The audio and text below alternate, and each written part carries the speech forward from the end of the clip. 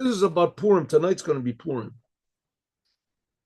Purim has a lot of very unique, weird things going on. First of all, it's the only book in the Torah that doesn't have God's name mentioned in it. It's the first book in the Torah where the Jews are called Yehudim.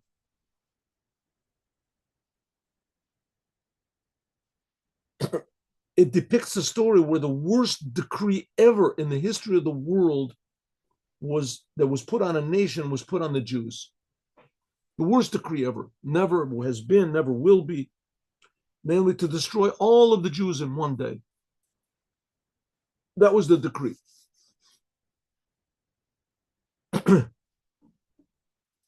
And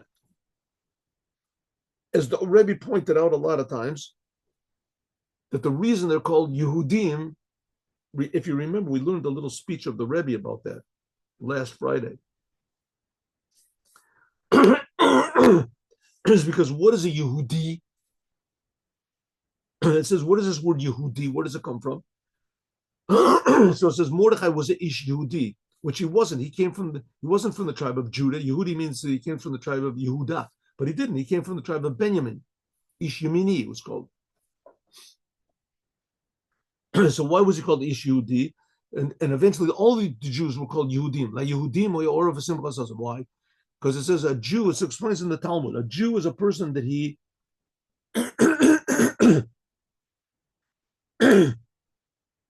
he defies and he denies idolatry.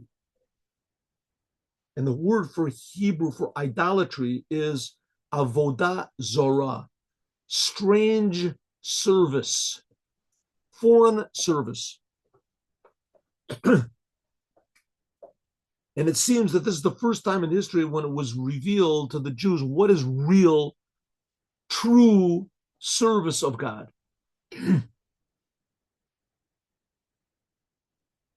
Up to now, God had been serving the Jews. He'd been doing a pretty good job. He gave them the Torah, took them out of Egypt. He gave them the land of Israel, gave them amazing victories to conquer the land of Israel. God did all that for the Jews, but the Jews did minimum for God. Minimum. They had the temple, they went to the temple, they did what they were supposed to do. But as soon as there was any difficulties, like for instance, Moses, they thought he wasn't going to come back, so they worshiped the golden calf. And here's another time. Achashverosh made a calculation that the 70 years of exile that the Jews had been declared on the Jews had already finished, and nevertheless the exile did not finish. According to his computations, the exile was supposed to be 70 years, and then the temple would be built, and it wasn't built according to his temple. So he made a big feast celebrating the fact that the exile was going to continue forever. It wasn't going to end in 70 years. It was never going to end. And the Jewish people got scared, just like they did when they thought Moses wasn't there. And they participated in this meal, and they enjoyed the meal, and therefore they got punished. Or let's say more exactly, God took away his miraculous protection from them. And all of a sudden came this weird decree to kill all the Jews. Achashverosh, that had been their best friend, in 1 minute, just all of a sudden flipped. And he became the worst enemy of the Jews. He wanted to kill all of them in 1 second. And, and as we said before, the decree was to kill all the Jews. And anyone who said, I'm not a Jew, was saved. And the Alter Rebbe said, because of the influence of Mordechai, there wasn't one Jew that even thought to say, I'm not a Jew. And this came from themselves. And that's what a Jew is. From himself it came, from each and every one of them came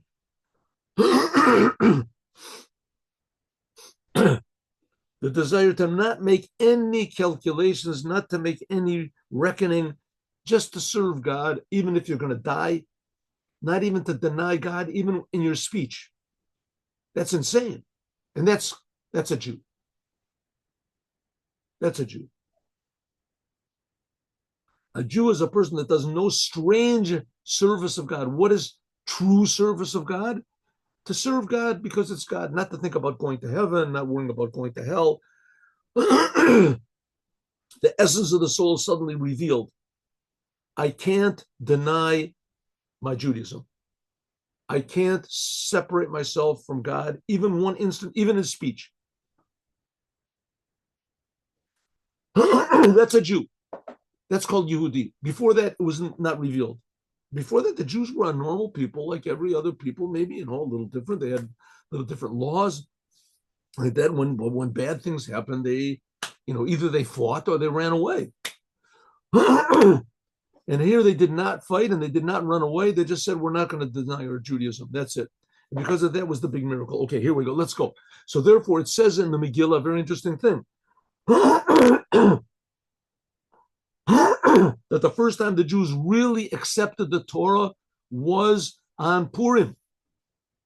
Kimu v'kiblu says that the Torah was given about 1,000 years earlier, and the Jews didn't really accept it. It didn't really activate the Jews, this insanity of the Jews that they were willing to even give their lives for God. It didn't activate that feeling until now. Okay, let's see how much we can get done in this. Ready? Hine, Yisrael, the Jewish people, Zachla Matan Torah, they received the Torah Al Yidei Yisurim, by means of the exile of Egypt. They suffered 210 years of exile in Egypt. And then afterwards, the Jews preceded, they said, we will do whatever you said. They came to Mount Sinai and they said, God will do whatever you want to. And we'll do it first and then we'll understand. Total surrender. They total surrendered themselves. Oh, that's good. That's a Jew. He has no will on his own. They said, God, we only want what you want. That's what's called serving God. Like it says, it says you must serve God. What does it mean, serving God? Serving God means you don't think about yourself. That's what serving God is. That's what a Jew is. That a servant, he has no opinion on his own. Rakasher, whatever his master says, that's what he does. That's what happened on Mount Sinai. Because the Jews said, first of all, we will do whatever you say, and after that we'll understand it. They surrendered themselves totally. Then after that they were able to understand. Then they could receive a light and awareness of God from Ein Sof Baruch Hu. But in order for the Jewish people to come, so if so, that's when they received the Torah. What does it mean that they didn't receive the Torah until 1,000 years later in Purim? They received the Torah and Mount Sinai. They all said, we'll do whatever you want, God. We're surrendering to you. Says the Rebbe, but there's a loophole. In order for the Jewish people to come to this, Hegdimu Nasa Lenishma, they had to first of all say, we will do whatever you say, God, and then we will understand. What does it mean? They wanted to understand. Shari B'Yatziat Mitzrayim, when they went out of Egypt, they were still small. How can they come to such a tremendous surrender to God? In Elazeh, it says, Shekafa Aleim Har Kegigit. Excuse me. It says that on Mount Sinai, that God held the mountain over their heads. Huh? It says, Vayamdu Yisrael Tachat Har. The Jewish people were under the mountain. God held the mountain over their heads. It says, like a barrel. That's pretty strange. A barrel is hollow. Why not just say he held the mountain over their heads? It says, that God surrounded them with love. Is such a tremendous love from above on the Jewish people. That's what he means that he held the mountain over them. It says that Abraham, he called the place of the Holy Temple.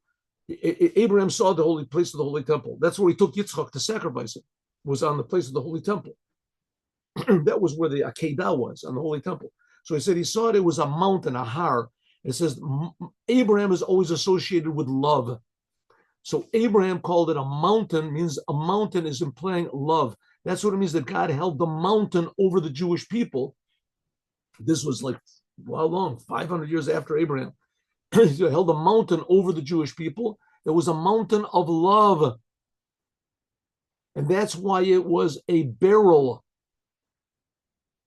In Makefet Otam, it surrounded them from all sides, even from the backside.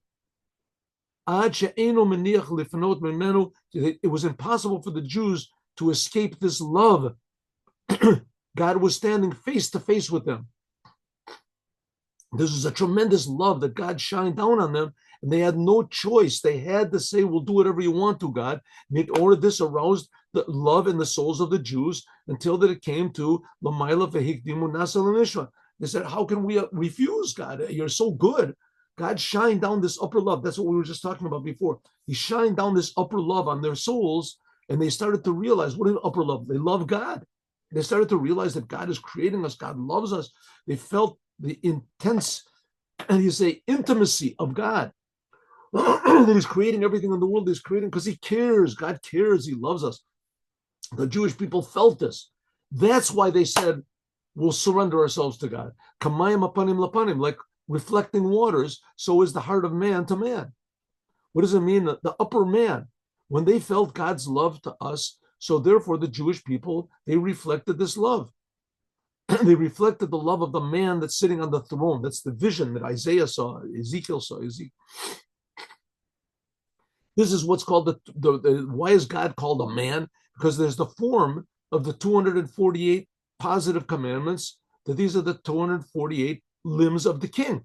The 365 negative commandments, these are the 365 blood vessels of God, so to speak.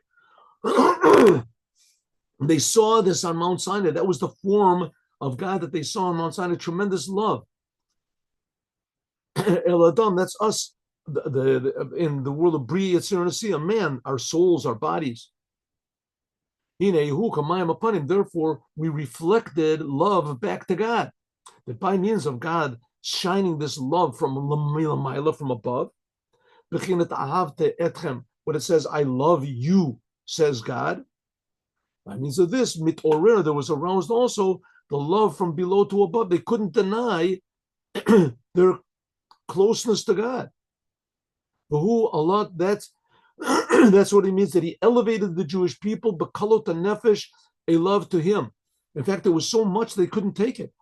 The Jewish people said, they heard the first two commandments and they said, "Moses, enough. You get the rest and tell us." And then Moses said the other 8 commandments, and God helped his voice so that everybody heard Moses' voice, just almost like God's voice. But they didn't feel this tremendous revelation. Therefore, the Jewish people are called God's bride, kala. Kala. Kala also means, there's another meaning to the word kala. Kala means to expire. Kalot nefesh. Like it says, achuti kala, my sister, my bride. The Jewish people are called God's bride. They're called the sons of God. They're called the soldiers of God. They're called the brother of God. We just finished learning. And these are all different aspects of the connection between the Jewish people and God. But one of them is that we're called God's wife. What does it mean, God's wife? It says, Ma tovu dodecha miyayin. That's the whole book of Song of Songs, the whole 8-chapter book of the Torah, which is called the Song of Songs of King Solomon. It's the love song between God and the Jewish people the people of God and God. And especially the day that the Torah was given. That's the wedding day of God.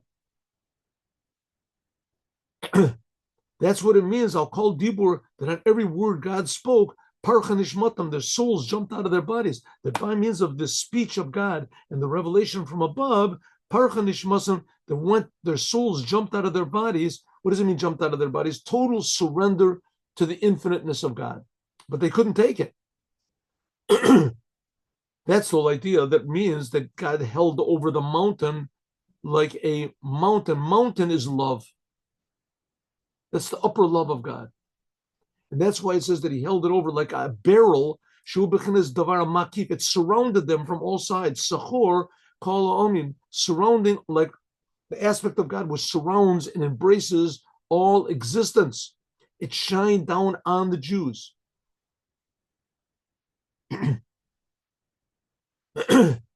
Shal Yadei Zeh, that when the Jews felt this, it aroused in them also a tremendous love.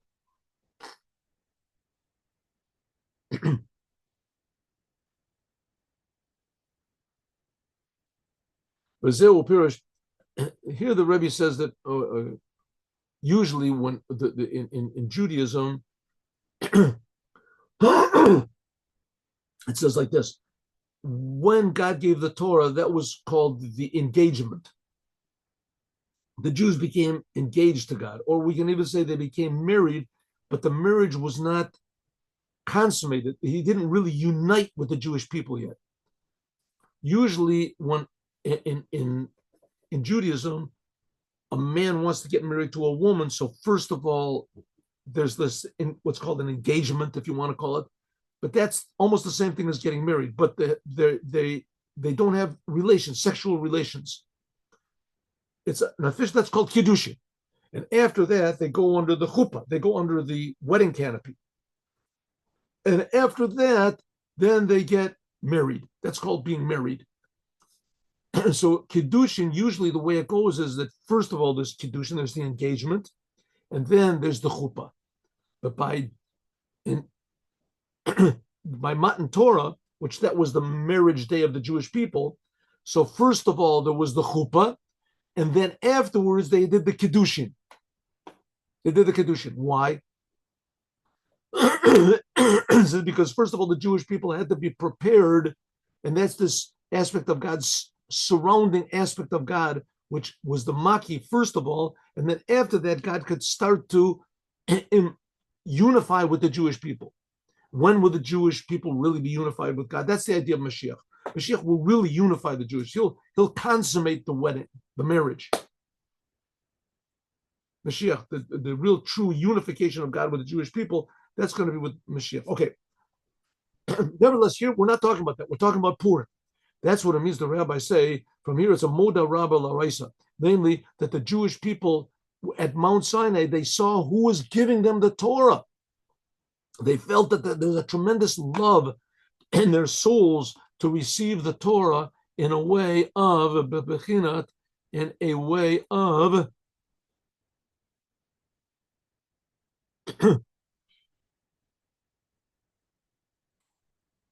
in a way of Mesirut Nefesh, total self-sacrifice and surrender to the degree that they said, we will do whatever you say, God, and then after that we'll understand. They had, so to speak, no choice or desire from themselves.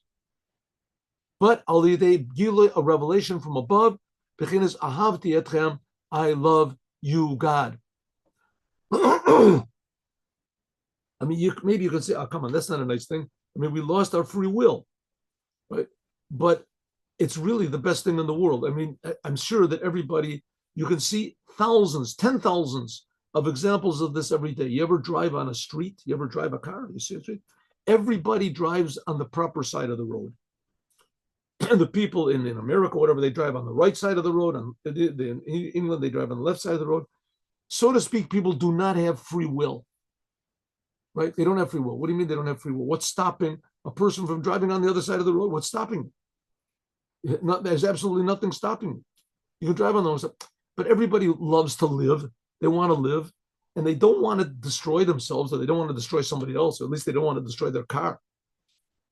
Once in a while, you get some sort of a freak, right? It happens once in 100 years. It drives on the wrong side of the road. When does it happen?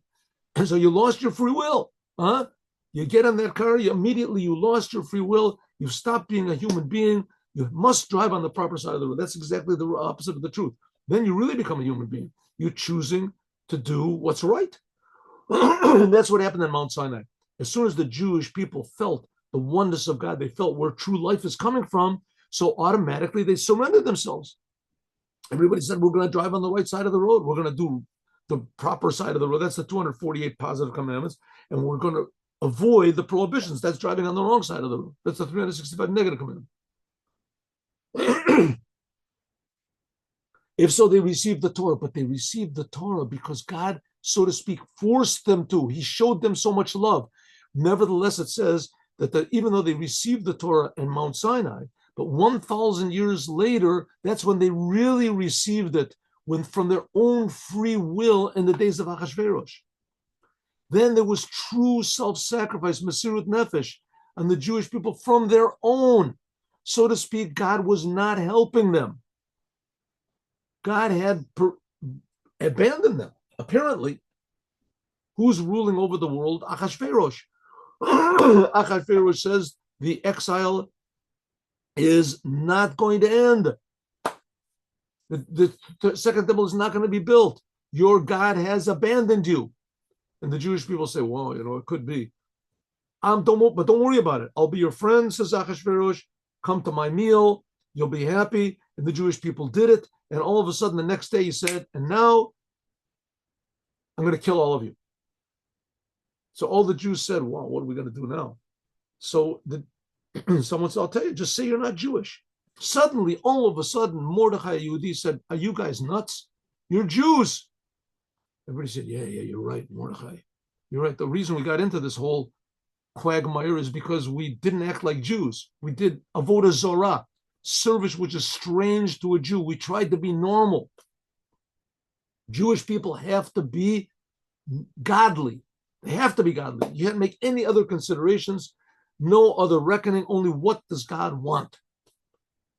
Remember, like it was at Mount Sinai. Everybody said, yeah, but at Mount Sinai, we did it because God told us. Now we're going to do it because we're telling ourselves.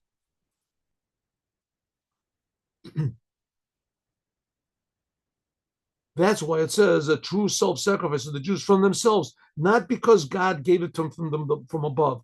Revelation of God, what says that God's right arm embraced me. No, it was exactly the opposite. Apparently, God had left them.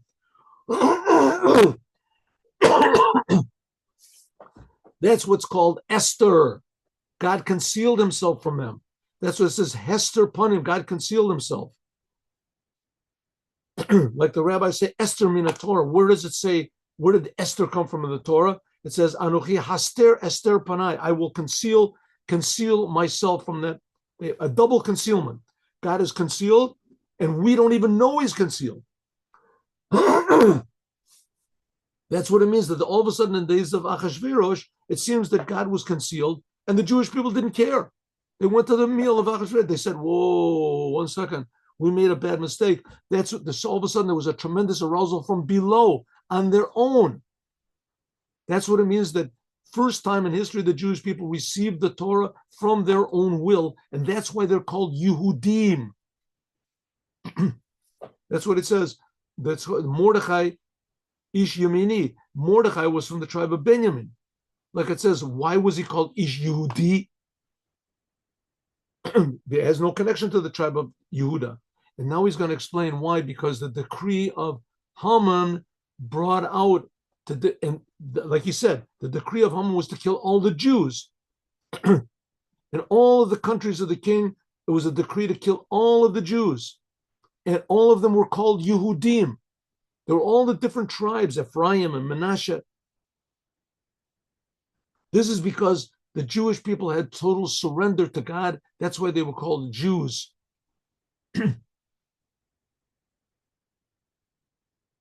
Yehudi, because they all surrendered themselves to God. And that's why in the Megillah, the first time in the history of the world, in all the books of Judaism, that the Jews are called Yehudim. And it's also the only book where God is not mentioned, because God was concealed. That's the whole miracle, is because God concealed themselves, and the Jewish people said, we don't care if God is concealed.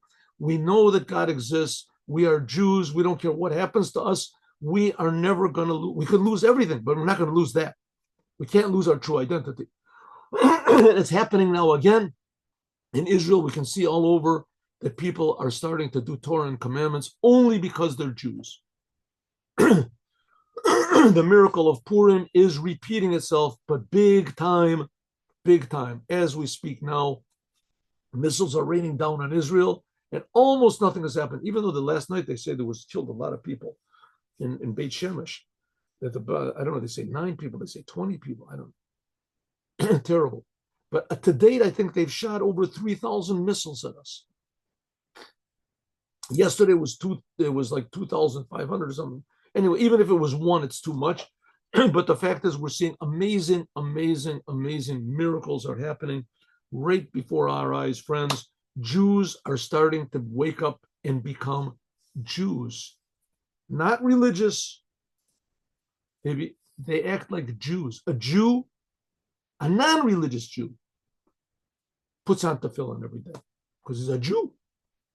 A non-religious Jew is willing to give his life for God. They ate for the meal of Achashverosh. He was willing to give his life for.